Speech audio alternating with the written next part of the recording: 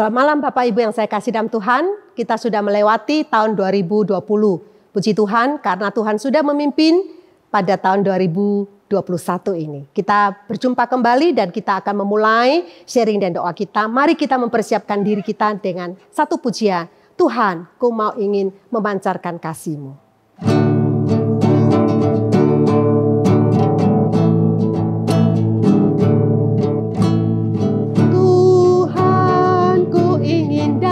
Memancarkan kasih-Mu indah penuh kemurnian, budi bahasaku dihaluskan Roh-Mu hingga memancarkan keindahan-Mu. Sekali lagi.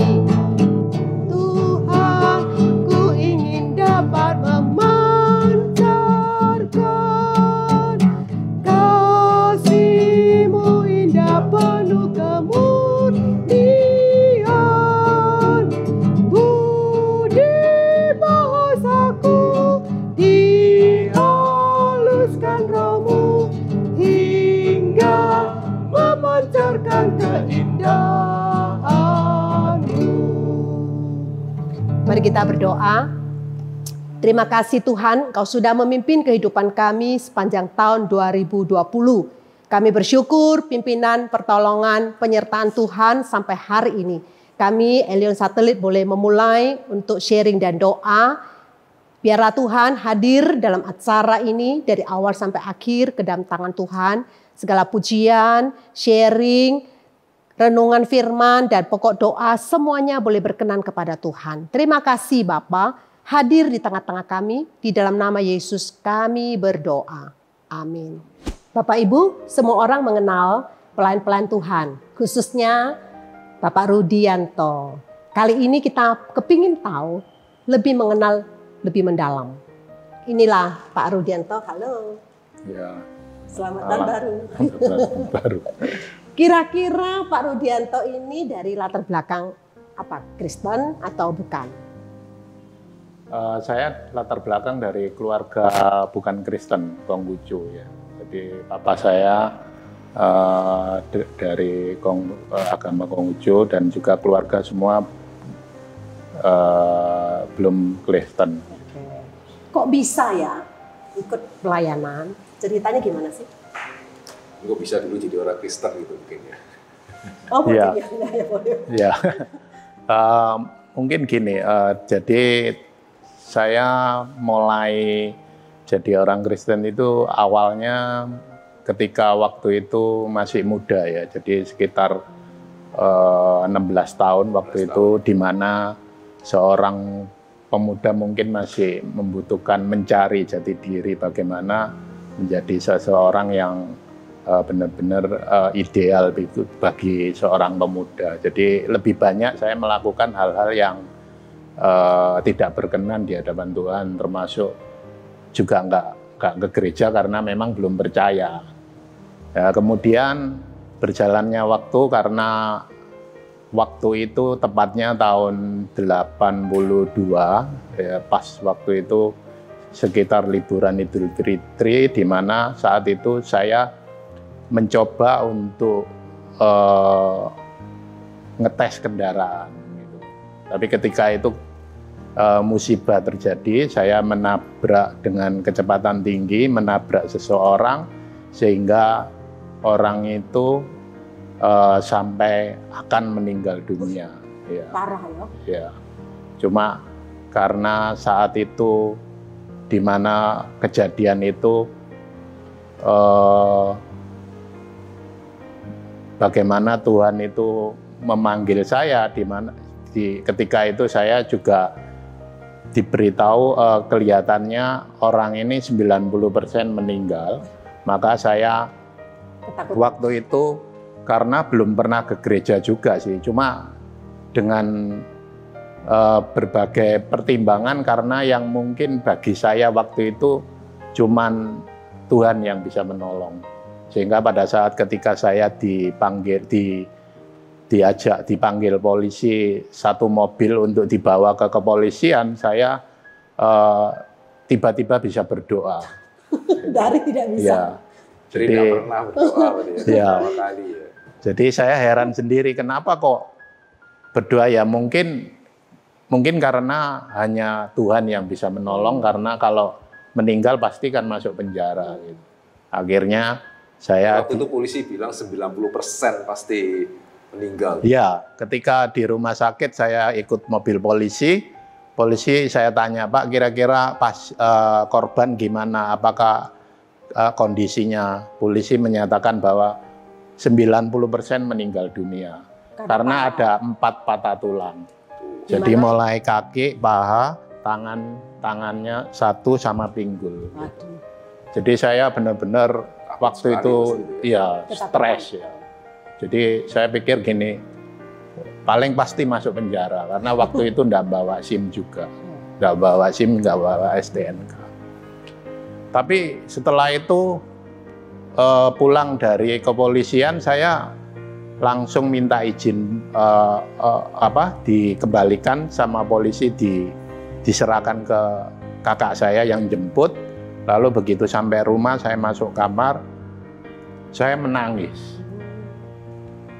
1 hari itu saya menangis, saya minta maaf, minta ampun pada Tuhan, sehingga waktu itu betul-betul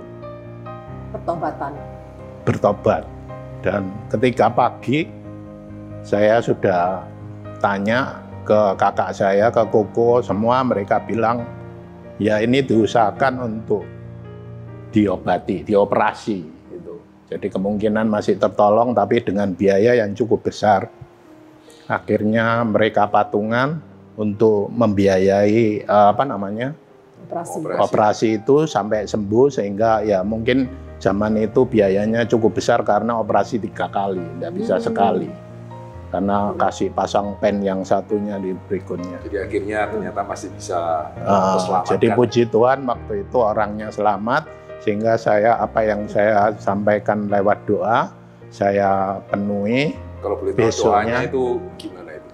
Ya, waktu itu karena saya nggak ngerti berdoa, cuma berdoa, Tuhan, kalaupun orang ini bisa selamat, saya akan ke gereja.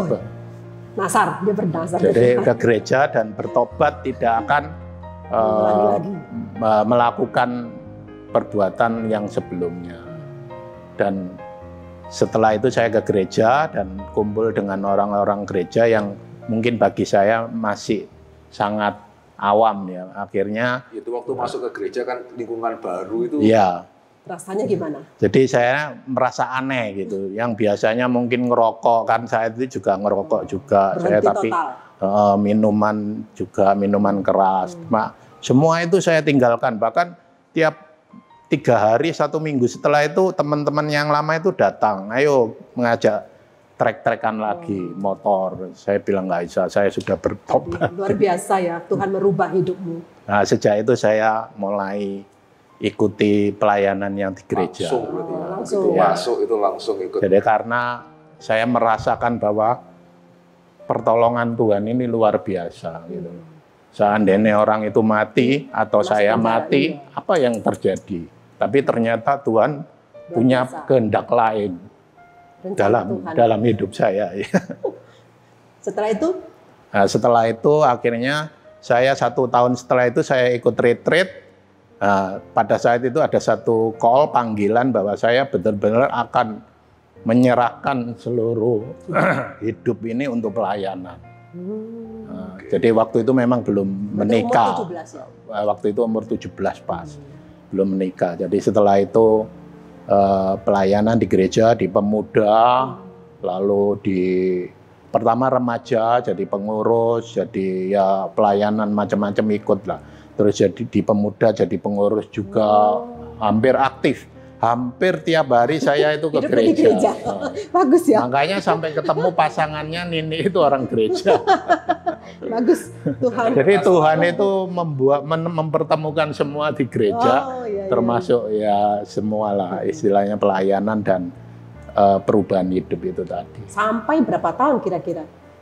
Kira-kira saya tahun 8 ke Elion ya. Belum. 83 tahun setelah itu saya dibaptis. Dibaptis karena waktu itu saya nggak mau langsung baptis, saya kepingin belajar terus sampai percaya benar-benar sedalam apa, lalu ngerti baru dibaptis. Setelah dibaptis, pelayanan dulu baru dibaptis. Iya. terbalik. Itu langkah. Dan ternyata setelah ke Elion juga langsung pelayanan gitu ya dengarnya. Ya, setelah itu saya pindah, lalu di Elion tahun 2002 setelah merit, saya pindah ke Elion tahun 2002 persisnya. Saya begitu masuk langsung ditawari untuk pelayanan. Wow. Ya, otomatis saya nggak menolak karena sudah berapa ya mungkin 10 tahun lebih saya sebelum merit pun jadi pemuda sudah melayani. Akhirnya langsung masuk di dalam pelayanan di Komisi Pasutri. Betul. Mari Pasutri terus jadi pengurus Rayon. Ya, setelah jadi Pasutri, setelah itu lalu yang ngajak Pak Hendro Gani. Ya, waktu itu dari pengurus betul-betul antusias ya, cari Pak Hendro itu pengurus Rayon. Ketua. Cari jemaat luar biasa semangatnya. Termasuk Cik Licu dan lain-lain, Cik Yensiu juga. Waktu itu mereka sama-sama besuk, saya kaget loh, baru 1 minggu kok sudah dibesuki. Ya, saya ikuti terus, ternyata mereka menarik untuk ikut pelayanan ya. Saya pelayanan karena memang rencana saya pindah karena supaya lebih dekat dengan tempat tinggal waktu itu kan di Rongkut, jadi memang langsung melayani dan di Pasutri pelayanan sekitar setahun itu jadi pengurus di Rayon. Dan sampai hari ini berarti lama. 30 tahun ya. Berapa ya? Sekarang umurnya 50 lebih ya, 30-an. Iya, 30 lebih ya. Puji Tuhan. 82 2020. 31 tahun. 31 tahun. Ternyata benar-benar pada waktu itu merasa diperdekakan itu sampai sekarang masih terus ingat dan terus melayani. Banyak suka atau banyak dukanya pelayanan? Kalau pelayanan itu sebetulnya lebih banyak sukanya ya daripada dukanya, karena ini tergantung dari setiap orang yang ditangkap di bagian mana. Karena menurut saya ketika kita dipanggil Tuhan percaya itu memang harus melayani, tapi dengan catatan memang kita apakah pelayanan itu sungguh-sungguh atau tidak. Tapi mungkin jangan-jangan karena ada pengalaman seperti itu ya. Mungkin yang lain susah melayani karena nggak ada pengalaman seperti itu. Ya, bisa jadi seperti itu.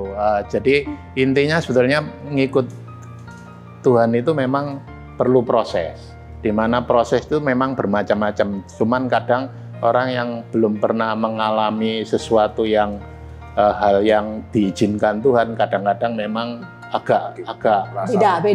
Merasa diperdekakan seperti itu gitu. Karena setiap kali kalau gitu keingat ya, aduh aku dulunya begini. Aduh, puji Tuhan. Oke, mungkin Pak Rudi ada mau kasih pesan ke jemaat-jemaat yang lain, silakan. Ya, mungkin pesan saya cuman bagi yang mungkin jemaat yang sudah percaya dan dipanggil Tuhan itu memang wajib ya, seharusnya memang melayani. Betul. Cuman kadang-kadang di dalam proses perjalanan kehidupan itu ada waktu bagaimana, kapan melayani dan waktunya itu belum tepat. Tapi saya percaya bahwa ketika kita melayani itu sesuatu yang Tuhan, satu privilege ya, artinya di mana Tuhan memberikan satu kesempatan kita melayani itu sudah cukup luar biasa. Jadi memang harusnya setiap orang Kristen diberi kesempatan untuk melayani, dan saya yakin bahwa setiap kita mempunyai talenta masing-masing untuk bisa melayani di gereja. Ya. Terus kalau orang sampai jenuh gimana? Enggak, kasih support sama teman-teman, siapa tahu ada yang jenuh. Ya. Saya pun merasakan di dalam pelayanan itu ada suka dan dukanya, termasuk kejenuhan, termasuk ada sesuatu yang kurang berkenan di dalam hati secara pribadi. Tapi pelayanan itu bukan untuk kita sendiri sebetulnya, tapi untuk Tuhan, untuk sesama, dan termasuk untuk kita. Wah, luar biasa. Puji Tuhan, kita sudah dengar kesaksian sharing dari Bapak Rudianto. Biarlah kita makin semangat yang sudah melayani, makin giat bagi Tuhan, bagi yang belum melayani. Jangan mau seperti Pak Rudianto, kejadian baru sadar. Tapi bersyukur biarlah kita terus boleh belajar. Kita akan mendengar renungan firman Tuhan yang akan disampaikan oleh Gembala kita, Pendeta Henry Ongko. Kami persilakan. Ya, bersyukur kesaksian dari Pak Rudianto yang kita boleh dengarkan bersama-sama. Nah, saudara, ya Pak Rudianto sudah tahu hari ini beliau masih melayani sebagai majelis di GKI Lyon, dan istrinya juga Cik Nini melayani juga sebagai bendahara di Rayon Satelit. Ya, kita bersyukur untuk kesaksian yang baik. Dan saya ingin mengajak kita bersama-sama membaca satu bagian firman Tuhan dari Galatia pasal yang kelima, ayat yang pertama, ayat yang kedua, dan kemudian ayatnya yang ke-13. Ya, Galatia pasal yang kelima, ayat pertama, kedua, dan ke-13 berbunyi sedemikian. Supaya kita sungguh-sungguh merdeka, Kristus telah memerdekakan kita. Karena itu berdirilah teguh dan jangan mau lagi dikenakan kuk perhambaan. Sesungguhnya aku Paulus berkata kepadamu, jikalau kamu menyunatkan dirimu, Kristus sama sekali tidak akan berguna bagimu. Ayat yang ke-13, saudara-saudara, memang kamu telah dipanggil untuk merdeka, tetapi janganlah kamu mempergunakan kemerdekaan itu sebagai kesempatan untuk kehidupan dalam dosa, melainkan layanilah seorang akan yang lain oleh kasih. Ya, nah saudara, kita membaca beberapa ayat daripada surat Galatia, dan saudara yang pernah mengikuti pembinaan, saudara mungkin masih mengingat ya, bahwa surat Galatia adalah surat yang paling emosional yang Paulus pernah tuliskan yang masuk ke dalam kanon perjanjian baru kita. Ya, di dalam surat Galatia kita melihat dari awal sampai akhir, ya Paulus terus menegur jemaat Galatia termasuk di dalam ayat yang tadi kita baca. Betul ya, di dalam Galatia pasal kelima ayat yang kedua dikatakan apa di sana? Sesungguhnya aku, Paulus berkata kepadamu, jikalau kamu menyunatkan dirimu, Kristus sama sekali tidak akan berguna bagimu. Ya, bisa dikatakan tidak ada pasal di dalam surat Galatia yang tidak mengandung teguran Paulus di dalamnya. Nah saudara, kita perlu tahu apa yang terjadi ya, sehingga Paulus sampai harus menegur dengan sedemikian keras. Nah saudara, dari apa yang tadi saudara kita sudah lihat dalam Galatia pasal kelima ayat yang kedua, ya di sini kita melihat ternyata setelah jemaat Galatia bertobat, ya ada guru-guru, ya orang guru-guru Kristen yang sebelum mereka menjadi Kristen mereka adalah orang Yahudi, ya mereka kemudian bertobat menjadi orang Kristen, tetapi masih sangat memegang keyahudiannya. Ya, ini adalah orang-orang dari Yerusalem dan kemudian mereka datang ke jemaat Galatia yang Paulus dirikan yang terdiri dari orang-orang bukan Yahudi.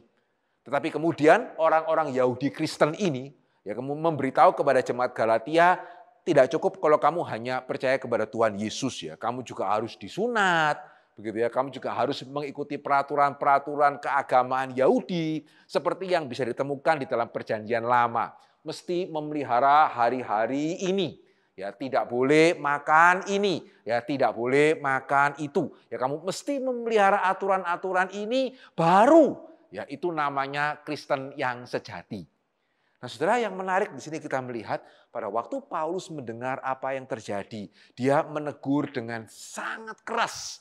Karena ternyata jemaat Galatia mereka mulai condong untuk percaya kepada pengajaran guru-guru ini. Nah, saudara, sampai di sini izinkan saya mengatakan, sebelum kita kompak dengan Paulus menyalahkan jemaat Galatia ya, begitu ya, karena saya percaya dalam hal ini kita akan secara otomatis membela Paulus, betul ya? Ada apa ini? Ya orang bukan Yahudi, kenapa mesti disunat? Ya hari ini kan tidak ada ya jemaat Lyon yang disunat karena hal keagamaan. Ya kalau disunat karena pertimbangan kesehatan itu lain, begitu ya. Tapi tidak ada kan saudara yang mau jadi jemaat Lyon misalnya disunat dulu, begitu ya. Atau yang mau jadi jemaat Lyon misalnya gitu ya, harus berpantangan makan ini atau itu. Ya sehingga ya bagi kita hari ini, ya kita akan dengan gampang untuk kompak ya, pro dengan Paulus untuk ya ini jemaat Galatia ini aneh-aneh ya.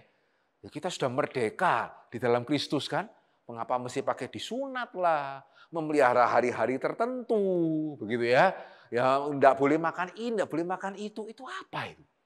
Nah saudara, sebelum kita bersama-sama bersatu dengan Paulus menyalahkan jemaat Galatia, saudara ada baiknya ya kalau kita terlebih dahulu memikirkan ya apa yang membuat jemaat Galatia kemudian tertarik ketika ada guru-guru Yahudi Kristen ya yang sudah menjadi orang Kristen tapi yang masih sangat kuat keyahudiannya datang ke tengah-tengah mereka dan kemudian mengajarkan ajaran-ajaran tadi kepada mereka. Apakah yang membuat mereka itu tertarik? Ya, apakah sekedar karena mereka itu bodoh, pelin-pelan, tidak punya pendirian, begitu ya? Ataukah ada sebetulnya satu alasan lain yang sebetulnya itu baik, ya, tapi sayangnya dinyatakan secara salah. Ya, dan kita juga perlu memikirkan, jangan-jangan ya hari ini ya kita tidak jatuh seperti jemaat Galatia, jangan-jangan termasuk juga bisa jadi karena tidak mempunyai keinginan yang baik seperti jemaat Galatia ya. Ya, sehingga sebelum kita bersama-sama dengan Paulus menyalahkan mereka, ya saudara saya rasa kita perlu tahu dulu apa yang melandasi, yang mendorong jemaat Galatia itu untuk kemudian mengikuti sunat, ya kemudian memelihara hari-hari tertentu dan seterusnya. Nah, saudara, pada waktu kita mempelajari surat Galatia di sini kita melihat ya, ternyata motivasi yang mendasari ya jemaat Galatia untuk kemudian ikut kepada guru-guru yang salah tadi, karena mereka itu melihat jikalau kami tidak melakukan hal-hal seperti itu, ya, maka bagaimana seharusnya kami hidup sebagai orang Kristen? Ya karena saudara kita hari ini sadar enggak ya, iman Kristen ya atau kalau mau dikatakan agama Kristen itu adalah satu iman, satu agama yang paling tidak banyak aturannya. Amin. Betul ya? Tidak ada aturan mesti sunat lah. Begitu ya, tidak ada aturan mesti kalau tidak memelihara hari-hari tertentu itu hukumannya apa. Ya tidak ada pantangan-pantangan tertentu, tidak ada aturan-aturan tertentu kalau mau menikah atau kalau mau memakamkan orang yang kita kasihi begitu ya, mesti kasih apa saja, tidak ada. Ada amin enggak ya? Agama Kristen itu salah satu agama yang teririt di dunia. Amin. Begitu ya, saudara tidak perlu menyediakan hal-hal tertentu. Ya, mau menikah lah, ya atau mau memakamkan orang yang kita kasihi, paling irit kan? Ya, sebagai orang Kristen kan. Ya, enggak ada harus kena biaya berapa ini. Begitu ya, harus memenuhi apa saja. Ya karena bukannya enggak ada ya. Ya di dalam adat-adat tertentu kalau mau menikah mesti ini ya, mesti menyediakan ini, mesti menyediakan itu. Ya sehingga mungkin kalau orang yang tidak mampu dia harus pinjam uang dan seterusnya. Kekristenan enggak ada loh. Ya, mau menikah, sekarang harus ada konseling. Ya tapi saudara boleh tanya kepada yang konseling bayar berapa? Sama Pak Hendri dimintai bayaran berapa? Enggak ada. Betul ya? Tidak perlu 1 peser pun. Ya, enggak perlu kasih Rp1 pun untuk kemudian bisa ikut konseling pranikah, enggak ada. Demikian juga yang pernah memakamkan orang dikasihi, pernah enggak? Kemudian harus begitu ya, menyediakan ini, menyediakan itu, biaya kendaraannya, terus pembicaranya, terus yang berdoa mesti sekian banyak, enggak ada. Ya, sehingga saudara sejauh mana kita menyadari ya, iman Kristen itu iman yang sepertinya paling enggak banyak gonogininya ya. Sehingga hari ini justru kita melihat banyak justru kita malah jatuh ke ekstrim yang satunya kan. Betul ya? Karena ini kita iman yang paling mudah, bahkan nggak bisa ibadah onsite pun, ya boleh ibadah online. Ya malah mungkin di antara kita yang malah ya puji Tuhan ya ini agama penuh kemerdekaan ya. Sehingga saya mau beribadah online toh di rumah sendiri dengan seperti apa, pakai baju apa, jam berapa, mau model kayak apa, ya kita akan di dalam Kristus merdeka. Ya ini satu ekses yang menunjukkan bahwa ya iman Kristen itu memberikan kemerdekaan. Tapi justru di sini kita melihat sejauh mana kita juga belajar seperti jemaat Galatia ya. Meskipun sayang akhirnya pengungkapan mereka itu salah, tapi setidaknya mereka bertanya loh. Ya mereka bertanya, oke, setelah saya dimerdekakan oleh Tuhan, terus saya mesti apa ini? Ya sayangnya yang jawab salah. Begitu ya, yang jawab mengatakan ya kamu mesti sunat. Ya, terus ya kamu mesti memelihara hari-hari tertentu. Ya kalau kamu mau memperkenan Tuhan, Begitu ya, setelah percaya sama Tuhan Yesus ya mesti begini. Ya kamu mesti pantang, tidak boleh makan makanan ini, tidak boleh makan makanan itu, sehingga kamu bisa berbakti kepada Tuhan, kamu bisa menyenangkan Tuhan. Ya, sehingga sekali lagi sayangnya mereka mendapatkan jawaban yang salah. Sehingga akhirnya justru secara mereka tidak sadari, mereka justru mengkompromikan kemerdekaan yang mereka dapatkan di dalam Kristus. Tapi pertanyaannya, apakah berarti yang benar kemudian sudah dimerdekakan kok ya dosa balas sama apa? Gitu ya, sudah dimerdekakan kok ya enggak usah nanya lah. Bagaimana mesti memperkenan Tuhan, begitu ya. Toh kita sudah merdeka. Ya, sehingga apakah itu kemudian yang benar? Ya saudara, bolehkah kita mengamini ya jemaat Galatia ya, yang mau berbakti dengan cara yang salah itu salah. Tapi juga bagaimana di antara kita yang juga tidak terpikir untuk memperkenankan Tuhan, itu juga tidak lebih benar. Ya karena itu jangan-jangan menunjukkan kita tidak sadar bahwa kita telah dimerdekakan. Ya jangan-jangan dalam hal ini jemaat Galatia lebih mirip dengan Parudi ya, kesaksian yang tadi kita dengar ya. Ya mereka sadar bahwa mereka sudah dimerdekakan begitu ya, sehingga mesti ada sesuatu. Ya tapi pada waktu itu Paulus belum memberitahukan mesti berbuat apa sehingga akhirnya mereka jatuh, sesuatunya itu salah. Ya dan jangan-jangan kita yang hari ini saya dengan Parudi lebih mirip. Ya kita bebas makan makanan apapun. Jangan-jangan justru tidak mirip ya.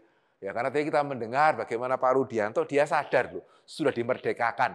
Ya mestinya di penjara ini.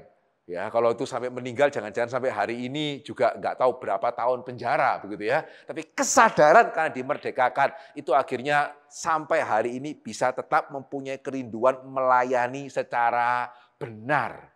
Ya, tapi kita hari ini yang tidak terpikir untuk memberikan apa-apa kepada Tuhan, betulkah? Gitu ya, kita lebih mirip dengan Pak Rudianto atau lebih mirip dengan perjanjian baru dan berbeda dengan jemaat Galatia?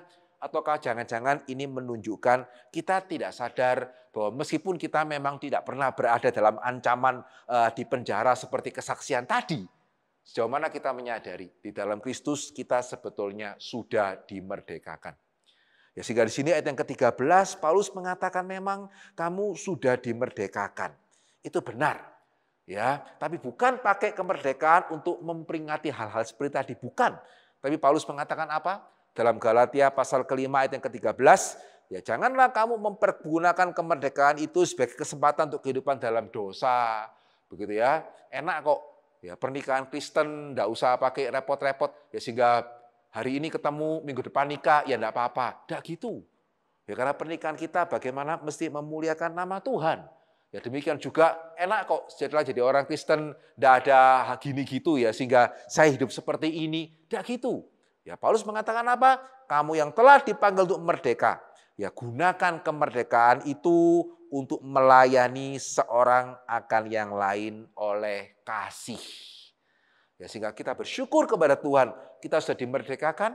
Itu kenapa agama Kristen, iman Kristen adalah iman yang paling sederhana di dalam banyak hal. Tapi sejauh mana kita menyadari justru kemerdekaan itu bukan kemudian untuk kita, puji Tuhan bebas di dalam Tuhan, toh sekali selamat, tetap selamat, saya boleh berbuat seenak-enaknya. Tapi sejauh mana seperti kesaksian yang tadi kita dengar, kita boleh memakai kemerdekaan itu untuk saling melayani satu dengan yang lain. Ya, karena ketika satu dengan yang lain melayani, kita sungguh-sungguh menyatakan bakti kita kepada Tuhan yang sudah memerdekakan kita dengan kita melayani orang lain. Ya, yang bukan saudara kandung kita, ya kenal juga baru di gereja, begitu ya.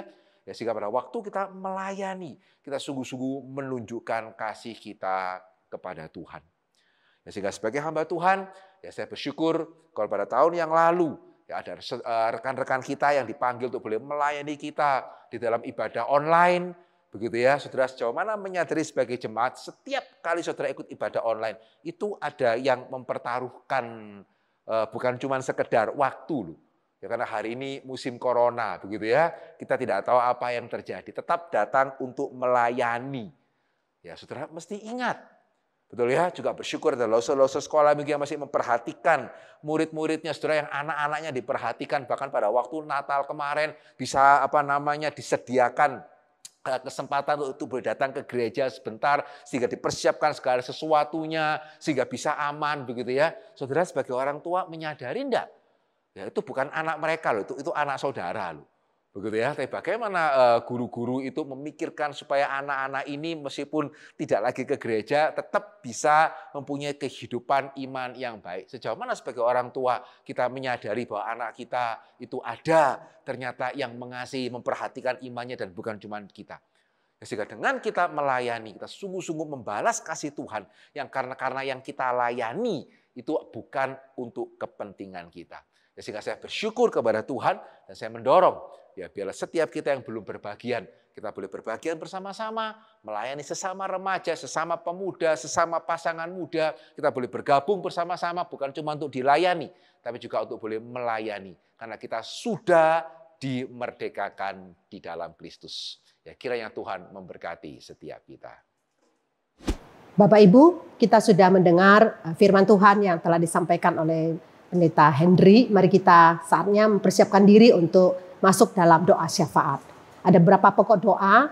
Mari yang pertama minta dengan hormat Pendeta Henry untuk mendoakan Bapak Rudianto dan istrinya Nini dan juga ketiga anaknya Sherlyn, Vincent dan juga Claudia. Supaya Tuhan memakai keluarga ini dan juga untuk iman dari Bapak Rudianto dan pekerjaannya serta pelayanan dia.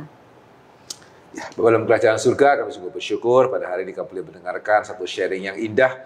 Kami bersyukur sekali lagi ya Tuhan bagaimana Pak Rudi boleh sangat-sangat menyadari Engkau sudah memerdekakan dia dan bagaimana dia boleh mengingat kebaikan Tuhan dan dia boleh melayani Tuhan hingga pada hari ini. Kami bersyukur untuk semua pelayanannya dia, juga untuk pelayanan daripada Cik Nini. Kami sungguh bersyukur dan Tuhan boleh pakai keluarga ini untuk boleh terus memuliakan nama Tuhan. Kami juga menyerahkan untuk ke depan. Untuk Pak Rudi, kami juga menyerahkan untuk pekerjaannya, untuk keluarganya ke dalam tangan pimpinan penyertaan Tuhan. Kiranya berkat Tuhan boleh terus sediakan, Tuhan boleh pakai dia, boleh memuliakan Tuhan, baik di dalam pelayanan, pekerjaan, maupun juga di dalam keluarga. Kami juga bersyukur untuk Sherlyn, yang beberapa waktu yang lalu sudah boleh membentuk keluarga, Tuhan juga boleh pimpin untuk dia di Jakarta, berdoa juga untuk suaminya, Tuhan juga boleh sertai, sehingga dalam keadaan seperti ini Tuhan juga boleh menjaga. Ya, bersyukur juga untuk Vincent ya Tuhan, yang juga boleh lulus dan juga sudah boleh bekerja, Tuhan juga boleh menyertai dia. Demikian juga untuk Claudia yang masih studi, kiranya Tuhan juga boleh memimpin untuk seluruh studinya.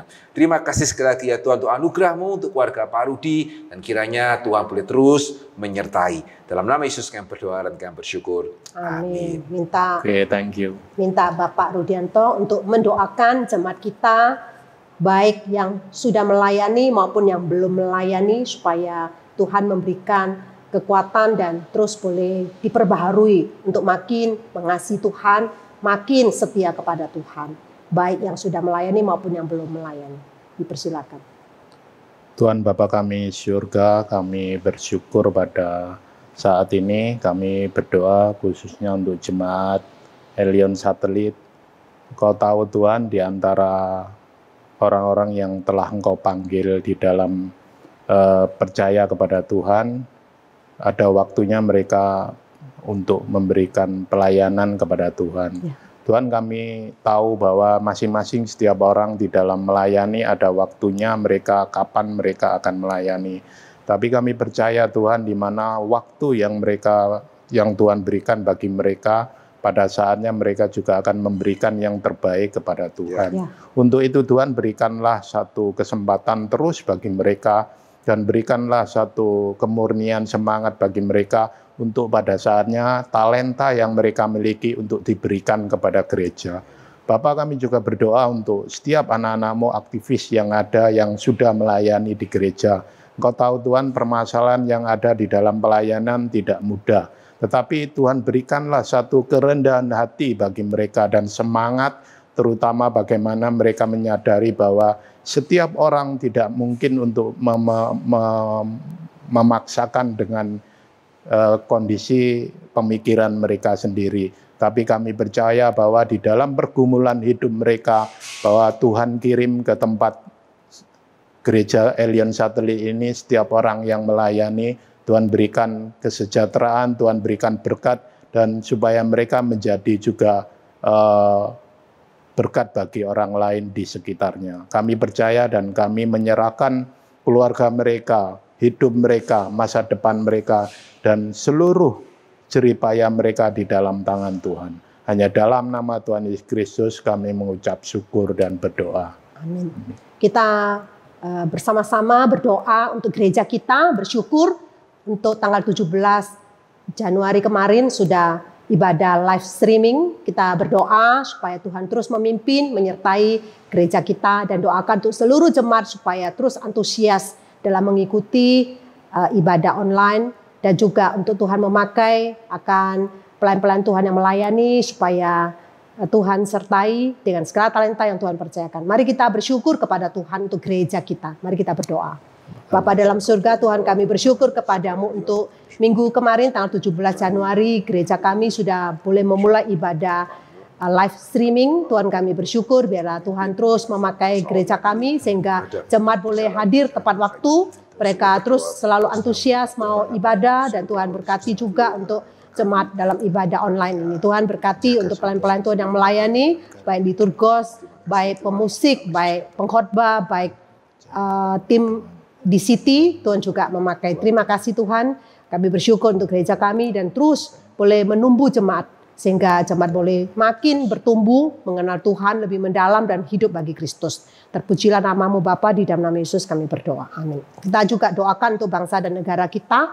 Mari kita berdoa untuk pemerintah kita di dalam melaksanakan vaksin COVID ini supaya Tuhan memberikan kepada pemerintah kita hikmat dalam melaksanakan vaksin ini, dan doakan untuk masyarakat juga boleh mendukung akan program pemerintah. Doakan juga pemerintah dalam mengatasi untuk bencana yang telah terjadi, khususnya pesawat Sriwijaya dari Jakarta ke Pontianak yang telah jatuh, dan doakan untuk keluarga korban supaya mereka boleh dihibur, dikuatkan oleh Tuhan. Kami juga doakan untuk bencana alam yang terjadi di Mamuju. Doakan untuk pemerintah boleh memberikan kepada tim SAR, boleh mendukung, boleh mencari korban dengan baik, dan doakan untuk gereja-gereja di sana juga boleh membantu di dalam mendukung akan kemanusiaan ini. Mari kita buka suara kita, doakan untuk bangsa dan negara kita. Bapa dalam surga, Tuhan, kami berdoa menyerahkan untuk bangsa dan negara kami ke dalam tangan Tuhan.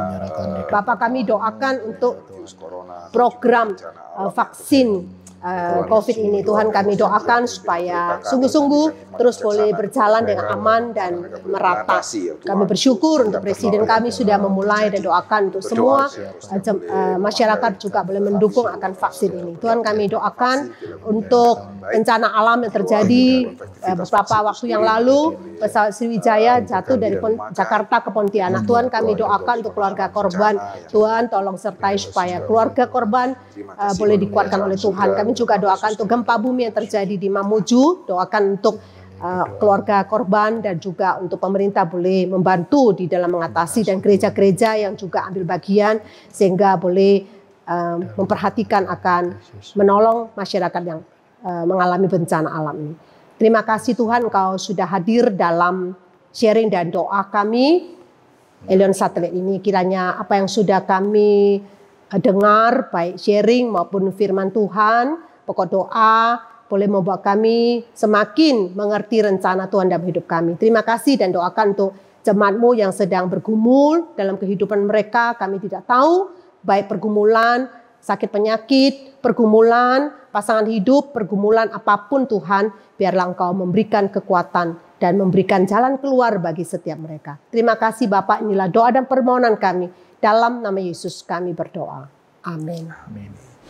Bersyukur sekali lagi kita boleh berdoa bersama-sama pada hari ini. Bersyukur juga kita boleh mendengarkan kesaksian yang baik. Ya, kiranya persekutuan doa kita pada hari ini boleh menjadi berkat bagi setiap kita, boleh mendekatkan kita kepada Tuhan. Dan saudara, jika ada yang mau didoakan, saudara boleh menghubungi saya, saudara boleh menghubungi rekan-rekan hamba Tuhan yang lain, dan kita akan mendoakan saudara secara pribadi. Kiranya Tuhan memberkati.